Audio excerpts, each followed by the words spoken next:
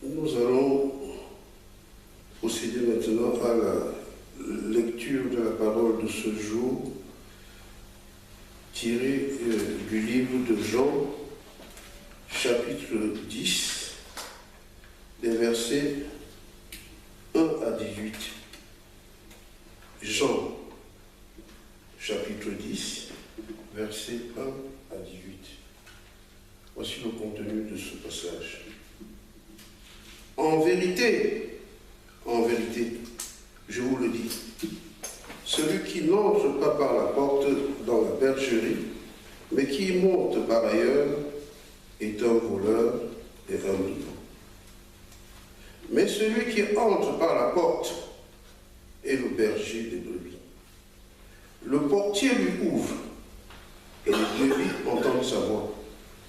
Ils appellent par leur nom les brebis qui lui appartiennent, et il les conduit dehors. Lorsqu'il a fait sortir toutes ses propres brebis, il marche devant elles, et les brebis le suivent parce qu'elles connaissent sa voix.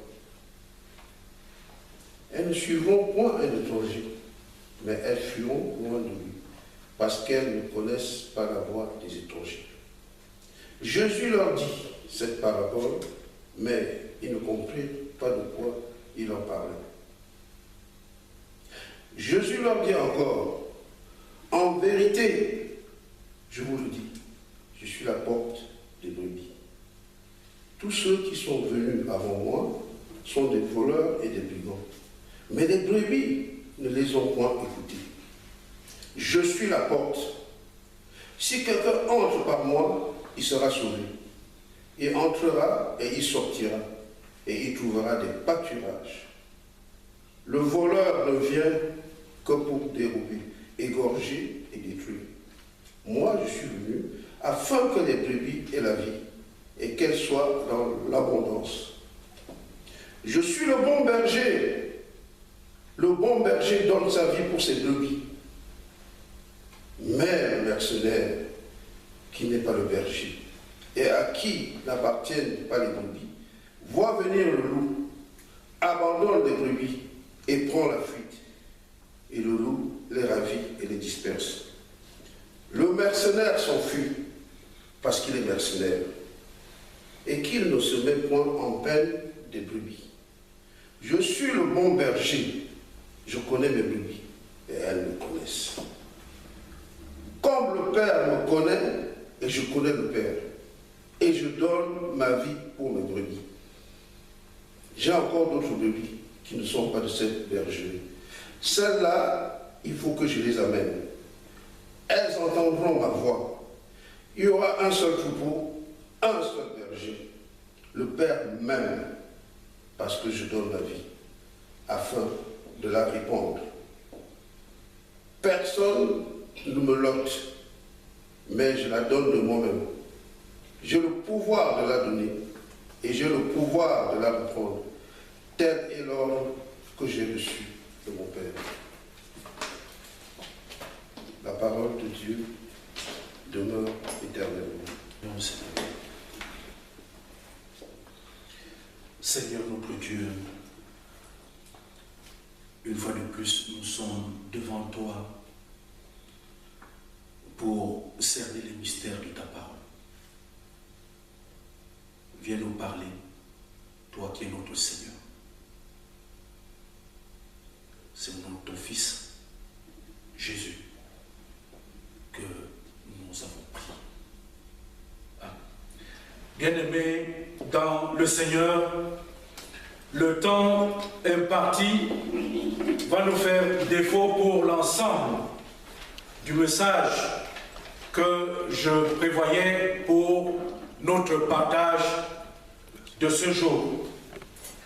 Nous sommes aujourd'hui avec tous les autres chrétiens de la communauté mondiale dans la célébration de la Pâque. Il s'agit ici de la victoire, n'est-ce pas, de la vie sur la mort. Parce que les puissances des ténèbres n'auront pas réussi dans l'histoire à contenir la puissance de Dieu, n'est-ce pas, dans leurs entrailles, au fond, parce que nul ne peut tenir cette puissance de Dieu, parce que Dieu est esprit, et on ne peut le contenir nulle part. Voilà, cette victoire donc du Seigneur, qui est célébrée dans le monde aujourd'hui, est pourtant entourée de plusieurs leçons. Et la première leçon, nous avons commencé à le voir la semaine dernière, c'était le courage ici de Jésus, qui était comme une sorte de défenseur d'un héritage, qui entrait à Jérusalem, sachant très bien qu'il allait, n'est-ce pas, mourir. Mais il partait parce qu'il fallait le faire. Or aujourd'hui, je voudrais faire un assez rapide pour dire qu'il ne s'agit pas simplement d'une défense d'un héritage, mais aussi toute une pédagogie ici là, de comment est-ce que nous pouvons vivre dans ce que j'appelle la bergerie du Seigneur. Et d'ailleurs, ce sera le thème de ce jour, comment vivre dans la bergerie de Jésus-Christ. Comment vivre dans la bergerie de Jésus-Christ. Bien aimé dans le Seigneur, le texte nous renvoie ici à plusieurs reprises la mention, n'est-ce pas, soit de la porte, soit du portier, et Jésus qui se présente ici là comme étant par la suite, il dit que c'est lui la porte. Mais c'est très très important d'emblée, Jésus dit ceci, celui qui n'entre pas par la porte dans la bergerie, mais qui, il montre par ailleurs, est un voleur et un brigand. Un voleur et un brigand. Celui qui n'entre pas par la porte, de toutes les façons, nous savons que le Seigneur dit que nul ne va au Père s'il ne passe pas par moi. Donc Jésus est ici là entre Dieu, le Père, et nous qui voulons accéder ici là à une sorte de félicité. Et pourtant, bien aimés, dans le Seigneur, plusieurs thèmes ressortent, n'est-ce pas, sous-thèmes ressortent de ce que je suis en train de vous présenter. Ici, nous avons une relation qui oblige. Tu veux être dans la bergerie, il faut passer par la porte, il faut passer par le Seigneur. Autrement dit, on ne peut pas entrer dans l'église, on ne peut pas être membre de l'église, parce que la bergerie ici du Seigneur, c'est son église. On ne peut pas être membre de l'église si on n'est pas passé par le Seigneur pour y entrer. En général, nous savons que nous avons l'expérience du baptême. Chacun d'entre nous a été baptisé et nous disons que ici, c'est l'acte fondamental par lequel on inscrit, n'est-ce pas, les personnes à l'église. On estime que quand on est baptisé, on devient membre de l'église. Mais, bien aimé dans le Seigneur, la mention qui est faite ici des brigands et des voleurs signifie que l'église peut aussi être, n'est-ce pas, envahie et habitée par des personnes qui ne sont pas entrées par la porte. Autrement dit, qui sont là, mais qui ne sont pas des croyants, qui ne sont pas dans l'expérience de la communion avec le Seigneur. Mais pourtant, ils sont là. C'est dire que nous sommes à l'église, mais il est possible de se poser la question que est-ce que moi, je suis vraiment entré par la porte? Est-ce que je suis vraiment entré? C'est-à-dire qu'en acceptant le Seigneur Jésus comme mon Seigneur et comme mon Sauveur, parce que cela oblige. Je vais vous parler ici là de la relation entre le berger et le troupeau dans la bergerie. Le Seigneur donne tous les éléments, que ce soit pour ceux qui sont les bergers, que ce soit pour ceux qui sont les brebis. Chacun a son rôle. Dans ce texte, je suis frappé par...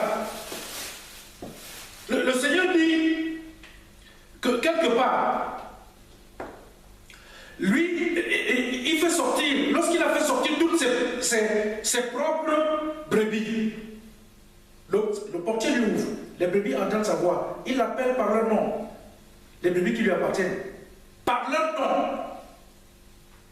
On appelle la brebis par son nom. Et il est conduit dehors. Et la mention est faite que quand il est fait sortir, il marche devant et les brebis suivent derrière. Dans chaque église, là où le berger a devant lui des chefs qui avancent et lui suit derrière, on n'est plus dans cette formule que le Seigneur Jésus présente ici.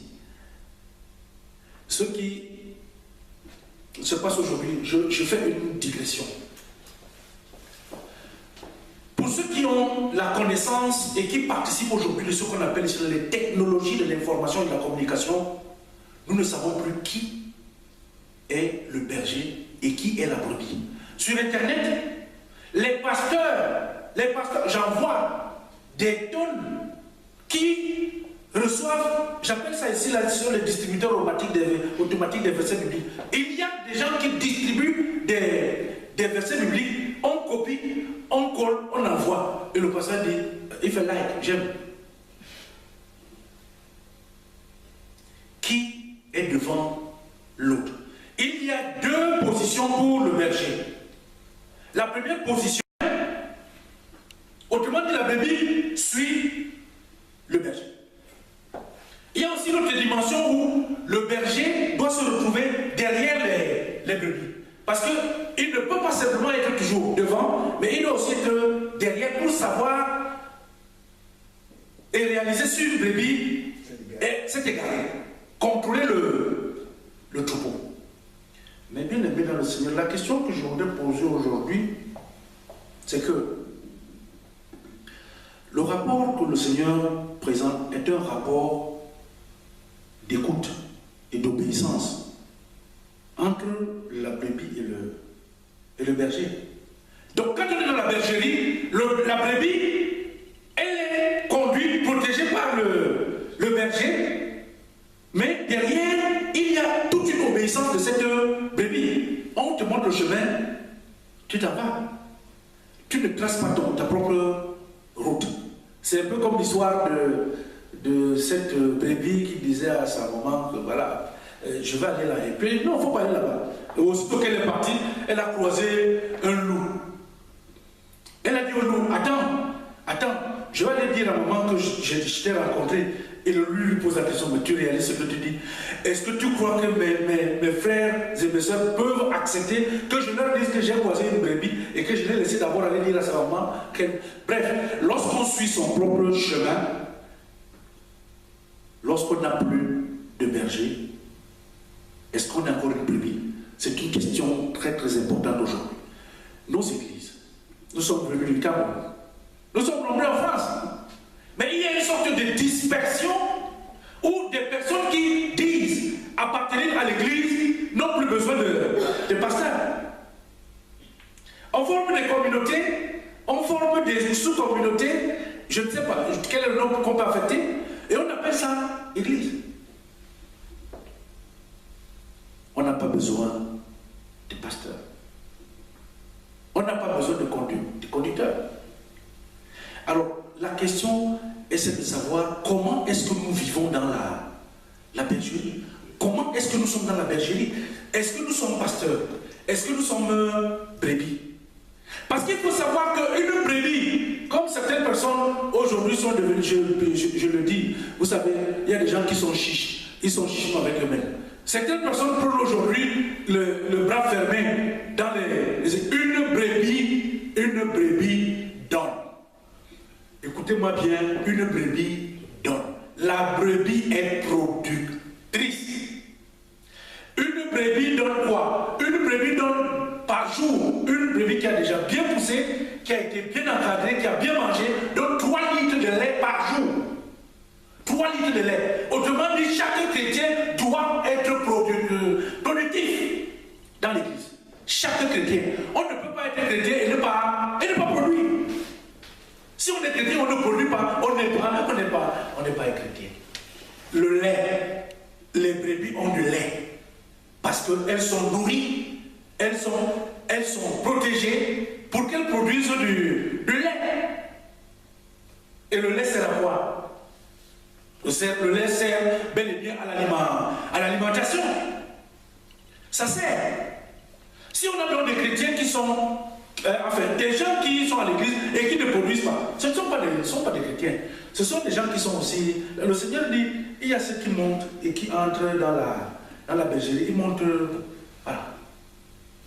Mais ce n'est pas simplement ici là au niveau des chrétiens qu'on peut poser, n'est-ce pas, la question de la critique. On peut aussi poser des critiques du côté des pasteurs, qui sont les conducteurs, qui ont un rôle montrer le chemin, il était derrière pour surveiller, mais en même temps aussi de donner à manger. Comment une église peut avancer? Parce que les chrétiens aujourd'hui, la majeure partie, ne savent pas qu'ils doivent produire, mais parce que pour beaucoup, ils n'ont pas été enseignés, n'est-ce pas, qu'on leur dise que voici pourquoi vous devez donner à l'église. Un pasteur qui n'enseigne pas, ce n'est pas un pasteur. C'est un mercenaire. Beaucoup aujourd'hui sont simplement à l'église comme le Seigneur. Ils se préoccupent de leur manger et de leur boire, mais ils ne se préoccupent pas ici là du sort, n'est-ce pas, de ceux-là qui le conduisent. Je vais m'arrêter là, j'aurais pu aller plus loin, mais voyez-vous, nous sommes ici le jour de la résurrection. Nous sommes ici là sur une victoire du don.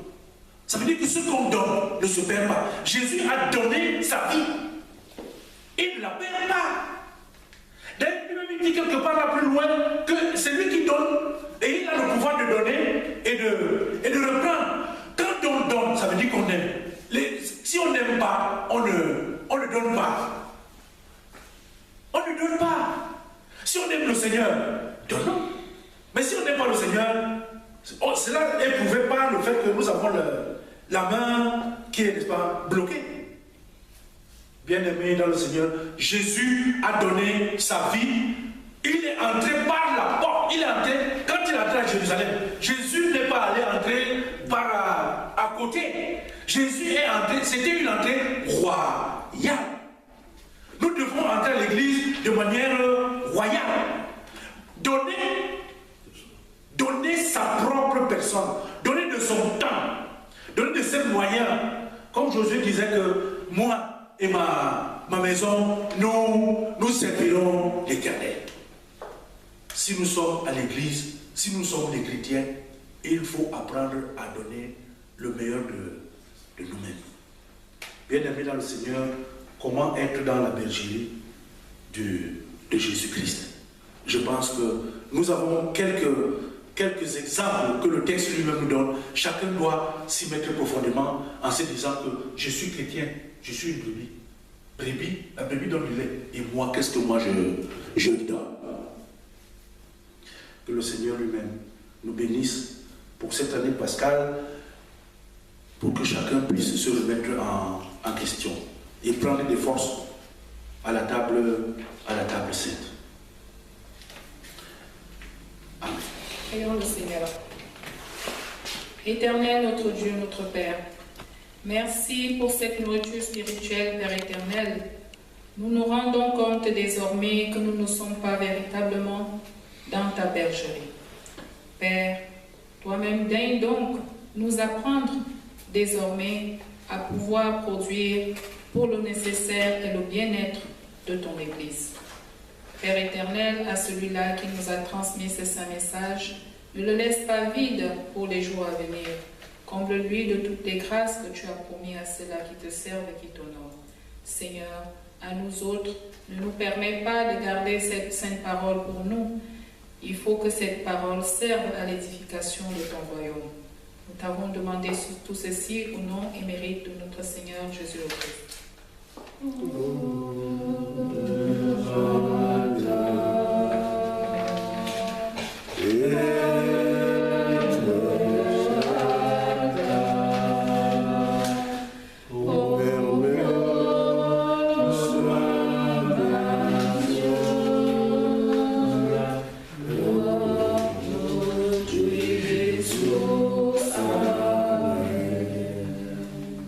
Amen.